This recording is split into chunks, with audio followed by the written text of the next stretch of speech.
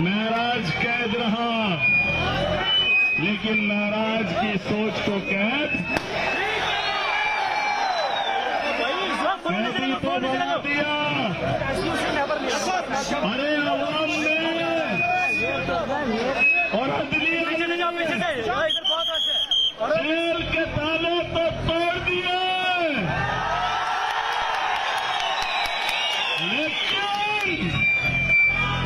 लेकिन अभी अकल के ताले खोलने हैं।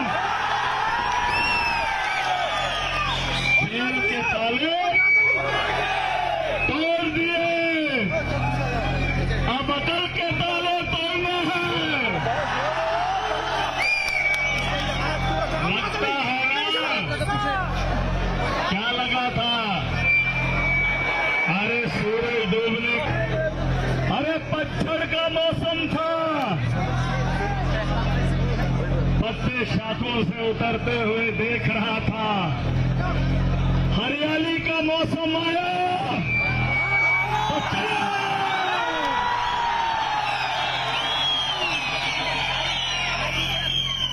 लेकिन एक बात जो हम कई सालों से बताते चले आ रहे, ये आवाज के सामने देख रहा हूं। अगर आप लोग प्यार से जाएंगे तो क्या है? जाओ जरा, जाओ जाओ, आ जाओ। कहा था कानून में लिखा है कि उसको सजा कितनी है। कोई किसी का कत्ल कर देता है, लिखा है कि कातिल को इतने साल की सजा है। कोई किसी से झगड़ा करता है, उसके लिए कानून है, सजा है। लेकिन एक और भी है जिसने हम सबको बनाया है, जिसने इस दुनिया को बनाया है। हम तो देश के कानून से डरते हैं, डरेंगे क्योंकि कानून हमारी हिफाजत के लिए है, हमारी बेहतरी के लिए है। लेकिन एक और है जिसने इंसान को बनाया है, उसका भी एक कानून है जो मरने के बाद वहां गवाही किसी की नहीं चलेगी। वहां इंसान के वाला कल है, वो लम्हे के साथ हमारा मुस्तकबिल है। हम कल की बात तब भी करते थे, आज भी करते हैं, लेकिन कोई हमें नीचा दिखाए, हम पे आके हम ही पे दोष जमाए तो इस भरम में मत रहना। जहां जहां मजलूम होगा वहां वहां महराज के साथ तुम्हारा पाला पड़ेगा। और इतिहास के पन्नों को उठा के देख लो। नेपाल का एक नौजवान पहले चुनाव में वोट नहीं डालता, दूसरे चुनाव में नेपाल का प्रधानमंत्री बन जाता है। वक्त बदलते नहीं लगते, ये लगती है, लगती है। और ये जो कुर्बानियां यहाँ की आवाम ने दी, ये जाया नहीं है। यहाँ सिर्फ डोडा कॉन्स्टिट्यूंसी के लोग नहीं हैं, ये इनकलाब है। इतिहास उठा के देख लीजिए, छोटे छोटे वाक्यों से सल्तनतें जो है वो बदली गई है। मुल्कों के अंदर इनकलाब आया है और यहाँ से इनकलाब की शुरुआत हो चुकी है। मुबारक है यहाँ की आवाम को।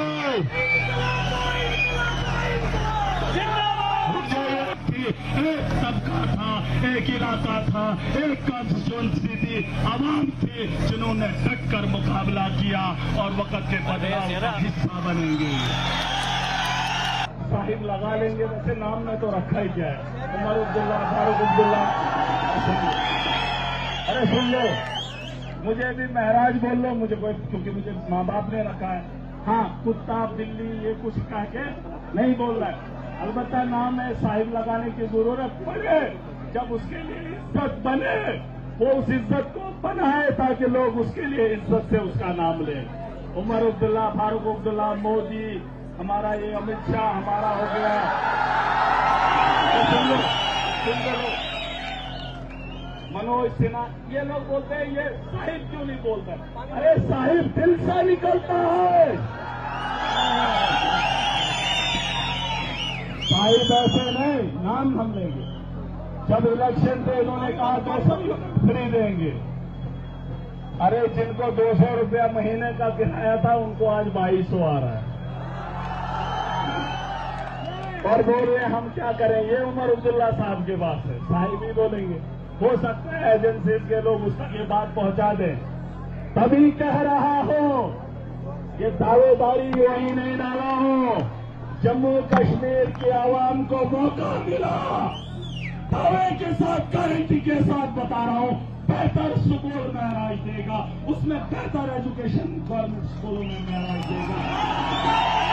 अरे सुन बोलो, अरे सुन बोलो,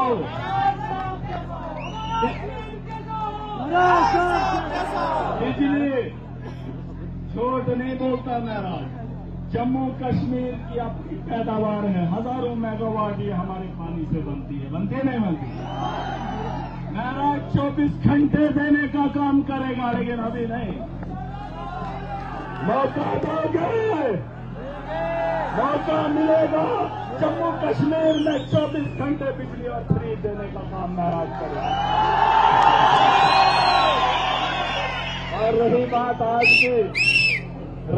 आज की, असेंबली का सेशन खत्म हो गया है, लेकिन हमारे जल से हमारी आवाज बंद, इन लोगों के कानों तक पहुंचती रहेगी, गूंजती रहेगी। अगर ये लोग हल नहीं कर पाएंगे तो फिर किस लिए मुख्यमंत्री बने भाई, किस लिए बने हैं? सच बताए जम्मू कश्मीर की आवाम, सरकार बनने से पहले क्या था हमारे घरों का किराया, क्या था? 200, 150, 300। जब से इन्होंने बिजली के निजाम में फ्री की बात की है तब से कितना बना? आप मुझे बताओ तो मैंने कौन सा गुनाह किया कि दावेदारी ठोक रहा हो? भरोसा तुम पे है, ताकत तुम्हारी चाहिए, फैसले महराज के आवाम के लिए। और ये काम करने के लिए आपको शक करनी, अरे सुन लो, ये काम मुझसे लेने के लिए आपको शक न हो। दिल्ली में 10 साल हमने बिजली फ्री दी है, दी है। पंजाब में हमारी सरकार है, बिजली फ्री दी है, दी है। तो जम्मू कश्मीर कौन सी बड़ी बात है जिसके अपने पावर प्रोजेक्ट से आता था। ईरान पे जंग शुरू हुई है ना, ट्रंप ने जो है ये शुरू किया, जिसकी लपेट में पूरी दुनिया को लाकर खड़ा कर दिया। तेल का संकट हो, गैस का संकट हो, मुझे नहीं लगता है ये सरकार की, अब मुझे नहीं लगता अगर इसमें योगदान कर सकते थे, ट्रंप को मनवा सकते थे, जंग रोक सकते हैं, तो हम कसूरवार हैं। लेकिन विकसित भारत बनाना चाहते हैं तो विकसित होने के लिए बड़ा बनना पड़ेगा, अमेरिका से बड़ा सोच और बड़ा आदमी बनना पड़ेगा, है कि नहीं?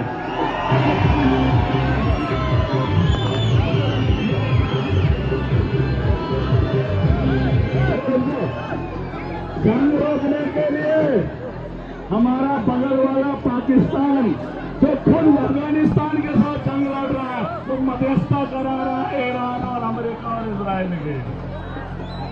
अरे ये काम इस मुल्क पे था, हमारे मुल्क की लीडरशिप का, कि हम अमन लाते। अमन का हाथ हमारे हाथ में है, अमन का सहरा हमारे नाम में है।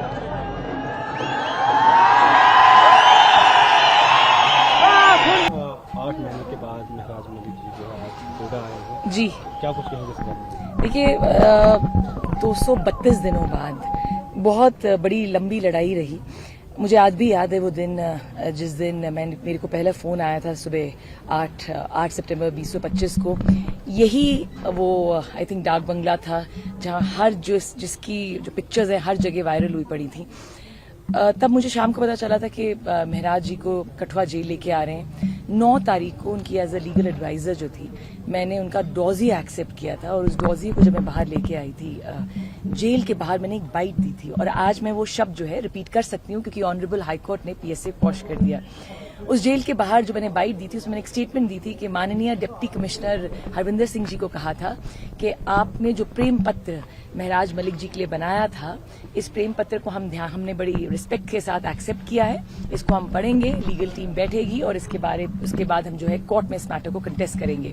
मुझे आज भी याद है कि स्टेट की वकील ने बहुत गर्मा गर्मी करी मेरे इस शब्द पे, क्योंकि मैंने वो प्रेम पत्र शब्द जो था वो यूज कर दिया था। देखिए, वो शब्द मैंने इसलिए यूज किया था as a spokesperson of the party. Maharaj Malik मेरे लीडर हैं, तो मेरे लीडर जब अरेस्ट होंगे उनके ऊपर एक गलत ढंग से पीएसए लगाया जाएगा, तो मैं उस डॉजिए को मैंने तो प्रेम पत्र बोला था हरमिंदर सिंह जी का। उसके बाद मुझे याद है किस तरह से हमारी एक जद्दोजहद रही कोर्ट में, कितनी मुश्किलें थीं, कितने लोग नेगेटिव बोलते थे, ट्रोल करते थे, हमें सवाल करते थे, इतने सारा फोन कॉल्स आते थे। लीगल टीम की अपने आप भी एक बहुत लड़ाई थी एवरी डे। सबसे पहले मैं आप लोगों के माध्यम से हर उस इंसान का, आम आदमी पार्टी के हर वॉलंटियर का शुक्रिया अदा करना चाहूंगी जिन्होंने हमें पॉजिटिव वाइब्स दी। हर उस महराज मलिक जी के चाहने वाले का शुक्रिया अदा करना चाहूंगी जिनकी वजह से हमें इतनी हिम्मत मिली 7-7.5 महीने इस केस को कंटेस्ट करने की। हर दिन मैं महराज मलिक जी से रोज बात करती थी and he was very particular about his constituency. जब भी उनसे मिलने जाती थी उनका पहला सवाल उनकी कॉन्स्टिट्यूएंसी के लिए होता था। वो मुझे कहते थे, ma'am I am least concern, मुझे जितनी देर तक ये जेल में रखें, मगर जब तक ये मुझे जेल में रखेंगे मेरी कॉन्स्टिट्यूएंसी सफर करेगी। आज मैं बड़े गर्व से कह सकती हूँ कि 23 फरवरी को ये मैटर रिजर्व किया गया था और 27 अप्रैल को मैंने डिप्टी कमिश्नर हरविंदर सिंह जी का जो प्रेम पत्र था वो जो क्वॉश हुआ ऑनरेबल हाई कोर्ट से। जी हाँ, मैं उसको प्रेम पत्र कहूंगी क्योंकि बड़े ही सहजता के साथ, बहुत ही रिस्पेक्ट के साथ हमने उस डॉजिए को एक्सेप्ट किया था। And I still want to say that the honourable high court, honourable justice Wani has been very kind to pronounce such a brilliant order. 27 को ये ऑर्डर प्रोनाउंस हुआ, 28 को महराज मलिक जी बाहर थे, बल्कि 27 को ही शाम को तकरीबन 10:15 साढ़े 10 बजे हम जेल के बाहर थे। जो भी हमारी रिक्वायरमेंट डॉकेट जो प्रिपेयर करना होता है वो सब हमने ऑनरेबल जेलर साहब को दिया था, मगर उन्होंने कहा because of certain security concerns जो थे महराज मलिक जी को रात को नहीं छोड़ा जा सकता। दिस मैटर मुझे नहीं पता था जब तक हमारी जो पूरी लीगल टीम, जिसमें राहुल पंत जी थे, शेख शकील अहमद थे, मुजफ्फर खान जी थे, दिन रात सबने मेहनत करी, जुल्करनैन चौधरी, तारिक मुगल, सबने एज अ टीम वर्क किया और ऊपर वाले की बड़ी मेहर रही कि महराज के अच्छे अमालों की वजह से कुछ कर्म हमारे भी जुड़े थे कि आज जो था फाइनली महराज मलिक जी के फेवर में ऑर्डर आया। एक ग्रीवेंस मुझे जरूर रहेगा, रादर 2 ग्रीवेंसेस रहेंगे। जिस दिन मैं कठुआ जेल से निकली, मैं ये किसी जेलर साहब के बारे में कुछ नहीं कह रही हूँ, बट आई एक्सपेक्टेड कि एटलीस्ट महराज मलिक जी की गाड़ी के आगे, जिस गाड़ी में वो हम लेके आए थे, उनको एक पायलट होती और उनकी प्रॉपर सिक्योरिटी होती। कोई भी एस्कॉर्ट उनको नहीं दिया गया। इस चीज का मुझे मलाल रहेगा। आज भी जब हम आए, there was no escort with mister Maharaj Malik. वो सिर्फ ही is a very popular face in Jammu and Kashmir. Jammu and Kashmir क्या, पूरे इंडिया में एक बहुत बड़ा पॉपुलर फेस है। और सबसे बड़ी बात, महराज मलिक सिर्फ एमएलए नहीं है डोडा के, महराज मलिक आवाज है, प्रेसिडेंट है आम आदमी पार्टी जम्मू कश्मीर के। उनका ओहदा किसी आम एमएलए के तरह नहीं है। इसलिए मुझे बड़ा बुरा लगा जब मैंने सुबह देखा कि किस तरीके से there was no escort that was given to mister Maharaj Malik, बल्कि एस्कॉर्ट देनी चाहिए थी महराज मलिक जी को, वो नहीं थी। उस चीज से मुझे जरूर ग्रीवेंस रहेगा। 163 अभी महराज मलिक के आने से पहले एडमिनिस्ट्रेशन ने डिक्लेयर किया था। अभी जो जन सैलाब देखने को मिला, आम आदमी पार्टी कहाँ देख रही है खुद को, और जो 163 लगाया गया था उसको किस तरह से देखी? देखिए, सबसे पहले I was not aware of this order. जब मैं आ रही थी जम्मू से, तब मुझे किसी ने फोन करके बताया कि इस तरह से ऑर्डर जो है इम्पोज किया गया है। सबसे बड़ी बात जो है, ये मैं आप लोगों के माध्यम से लोगों को कहना चाहूंगी, जिस दिन महराज मलिक जी का ऑर्डर प्रोनाउंस हुआ था, उस दिन माननीय जज साहब ने एक बहुत इंपॉर्टेंट स्टेटमेंट दी थी। उन्होंने कहा था, the legislature and the bureaucracy has to work together. Administration को और एमएलए साहब को मिलजुल के काम करना पड़ेगा। तो आप, मुझे लगता है ये आप सवाल मुझसे नहीं, डिप्टी कमिश्नर डोडा से पूछें कि उन्होंने ये इस तरह का सेक्शन क्यों इम्पोज किया था। बट हैविंग सेड दैट, हम चाहते थे कि हमें परमिशन मिले। I personally spoke to honourable SSP Doda. उन्होंने मुझे बताया भी था कि कोई कर्फ्यू तो उन्होंने इम्पोज करना नहीं है, but due to certain security concerns permission was not given. मगर हाँ, अगर परमिशन पहले मिल जाती, हमें सिक्योरिटी प्रोवाइड हो जाती with due reverence to whatever their grievances were. उनके भी अपने लिमिटेशंस थे, एसएसपी साहब के भी, उनके भी कुछ लिमिटेशंस रहे होंगे, डिप्टी कमिश्नर साहब के कुछ लिमिटेशन रहे होंगे। अच्छा लगता अगर हमें अलाउ कर देते, हमारे सेंट्रल लीडरशिप भी यहाँ पे होती। और मैं आपके माध्यम से लोगों तक ये कहना चाहूंगी कि जो लोग ये कह रहे हैं कि आम आदमी पार्टी ने सपोर्ट नहीं किया महराज मलिक को, मैं आज महराज मलिक जी की पेशे से एक वकील तो जरूर हूँ, मगर मैंने मैंने एक टीम वर्क में महराज मलिक जी का केस कंटेस्ट किया और वो PSA क्वॉश करवाया। मगर उसके साथ साथ मैं आम आदमी पार्टी की प्रवक्ता भी हूँ जम्मू प्रोविंस की। महराज मलिक जी ही मेरा ऑर्डर जो थे वो निकाल के गए थे just before he got arrested under this PSA। उसके तहत मुझे अपना कर्म करना था। तो एज अ स्पोक्स पर्सन मुझे लगता है मेरा एक मैसेज जरूर रहेगा एडमिनिस्ट्रेशन को, दैट वी एक्सपेक्टेड कि वो कोऑपरेट करेंगे। और अगर जो लोग हमें क्रिटिसाइज करते हैं मेरी पार्टी को, आम आदमी पार्टी को, कि नहीं सेंट्रल लीडरशिप की कोई हेल्प नहीं रही, मैं क्लियर कर दूं, अगर इमरान हुसैन जी, अगर संजय सिंह जी, अगर अरविंद केजरीवाल जी हमें लीगल टीम को सपोर्ट नहीं करते तो शायद हम श्रीनगर ये मैटर कंटेस्ट नहीं कर पाते। There was immense support from the central leadership of the Aam Aadmi party. Ma'am, आप आम आदमी पार्टी की स्पोक पर्सन है जी, जम्मू प्रोविंस की। जिस तरीके से आप जानते हैं कि लगभग जो है 7 MP जो आपके हैं जिन्होंने भाजपा ज्वाइन किया है, जी, उसको किस तरीके से आप देखते हैं? देखिए, दे आर ट्रेटर्स, वो गद्दार लोग हैं, उनके बारे में क्या बात करना है। मुझे लगता है मैं अगर उनके बारे में 1 मिनट भी बात करूंगी तो वो मेरे टाइम की बेइज्जती होगी। मैं महराज मलिक जी के बारे में बात करूंगी कि महराज मलिक, जो मैं हमेशा कहती हूँ, वो आम आदमी पार्टी के धुरंधर हैं।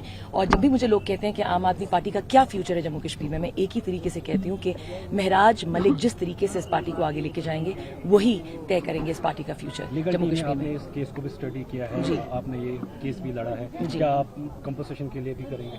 देखिए, we had asked for a compensation.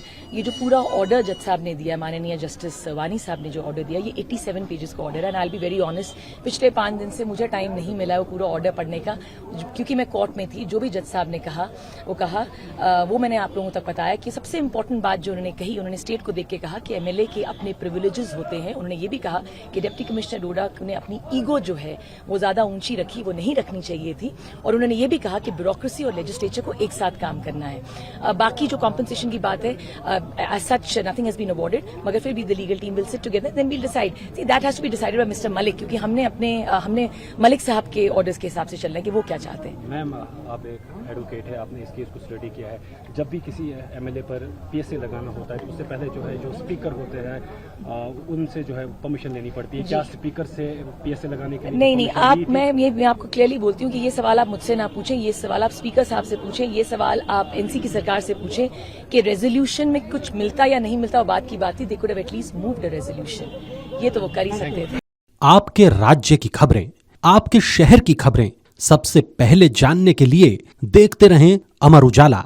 Channel को सब्सक्राइब जरूर कर लें और पाएं हर अपडेट।